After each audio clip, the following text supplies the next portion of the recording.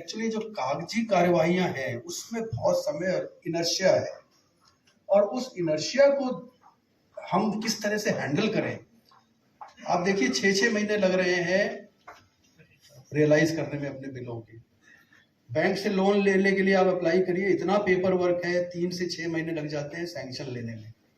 तो ये जो पेपर और आपकी जो प्रोसेसेस हैं, बाकी अन्य कंप्लायंसेस हैं, रजिस्ट्रार ऑफ कंपनीज की कंप्लायंसेस हैं, पार्टनरशिप की कंप्लायंसेस हैं, लोकल म्यूनिसिपल कंप्लायंसेस हैं, इन सारी कंप्लायंसेस को भी अगर आप जोड़ लें तो एक स्मॉल एंटरप्रेन्योर आप जैसे स्टार्ट कर रहे हैं, इन्हीं पेपर वर्क में ही इतने उलझ जाते हैं कि उनका जो प्रोडक्शन की तरफ, मैन्युफैक्चरिंग की तरफ, आइडिया डेवलपमेंट की तरफ ध्यान होना चाहिए, उससे हटके और इन प्रोसेसेस की तरफ जाता है। तो माननीय मंत्री जी के चूंकि अभी यहाँ पे उपस्थित है, तो मुझे लगा कि मुझे डिजिटलाइजेशन के जो आवश्यकता है एमएसएमई सेक्टर में, चाहे वो स्टार्टअप्स हो, चाहे वो अन्य एग्जिस्टिंग एंटरप्राइजेस हो जो काम कर रही हैं, ऑलरेडी एस्टैब्लिश्ड है, उनके लिए भी समस्या है।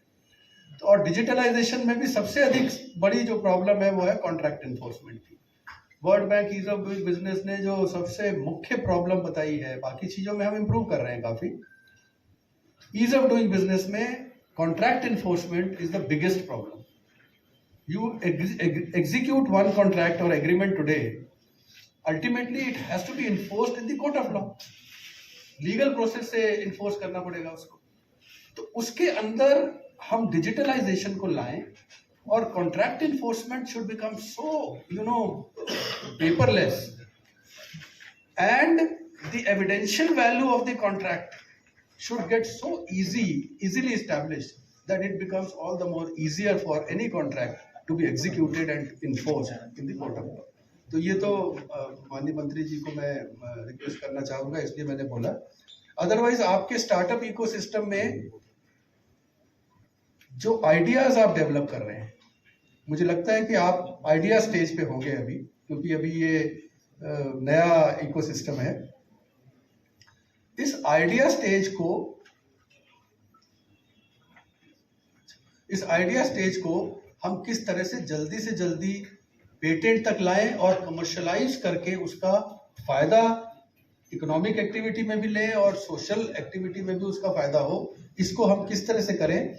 हमारे पास काफी समय है, हम चर्चा करते रहेंगे।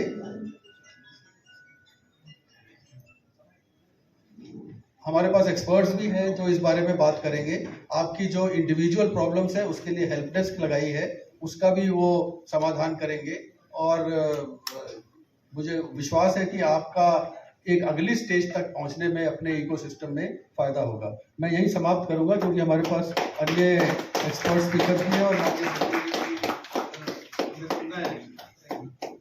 रिक्वेस्ट करूंगा कि प्लीज वो ऑडियंस को संबोधित करें। Thank you.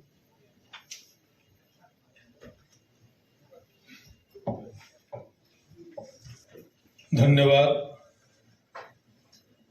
National level intellectual property यात्रा,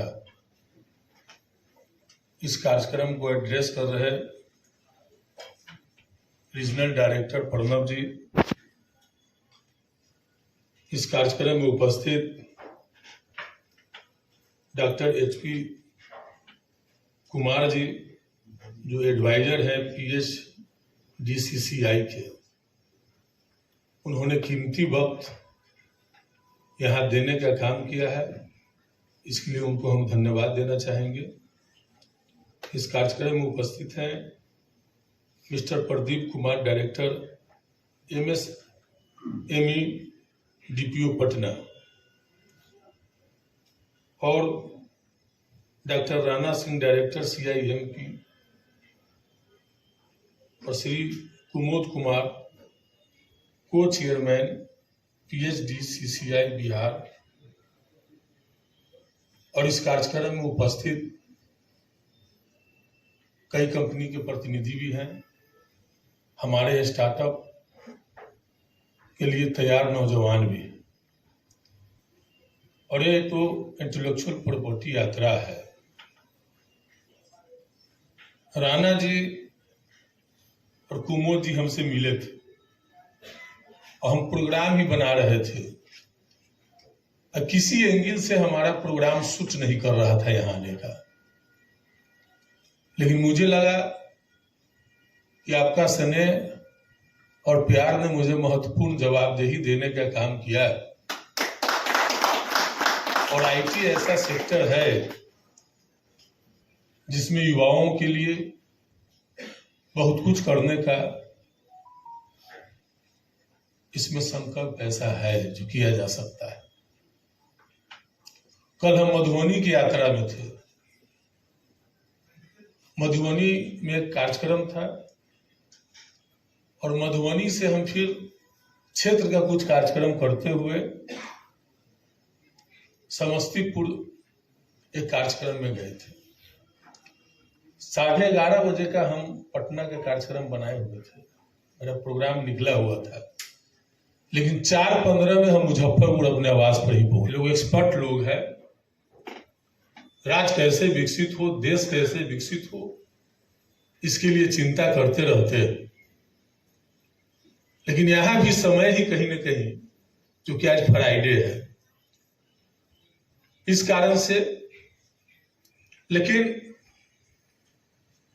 डाइस पर बैठे तमाम लोगों को सहयोग हम लोगों को मिलता रहा है। हमने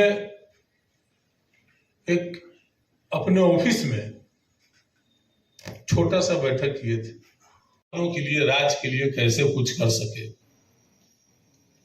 स्टार्टअप की बात है तो पिछले 2 महीने पहले हम IIT बिहटा में गए थे। वहां क्लीन रूम का उद्घाटन IT विभाग के द्वारा की गई थी। स्टार्टअप वाले के लिए ही महत्वपूर्ण थी क्लीन रूम। और जैसा कि मुझे जानकारी है कि नॉर्थ ईस्ट में सिंगल क्लीन रूम 22 करोड़ की लागत से वो बनी थी, और 60 स्टार्टअप साथियों को 10-10 लाख रुपए का अनुदान भी दिया गया था स्टार्टअप। तो हम लोग चिंतित रहते हैं, महागठबंधन की सरकार, माननीय मुख्यमंत्री श्री नीतीश कुमार जी, और युवाओं को कैसे रोजगार मिले, कैसे बिहार विकसित हो, इसके लिए उप मुख्यमंत्री श्री तेजस्वी प्रसाद यादव जी लगातार चिंतित रहते हैं। और ये तो हमारा राजधानी से भी लोग आए हुए हैं। राष्ट्रीय स्तर का हमारा ये इंटेलेक्चुअल प्रॉपर्टी IP यात्रा है। पूछता है, अगर हमारा IT पॉलिसी अभी तक निर्माण नहीं हो पाया था, तो क्यों नहीं हम ऐसा IT पॉलिसी दे जो देश का मेरा इकलौता IT पॉलिसी हो।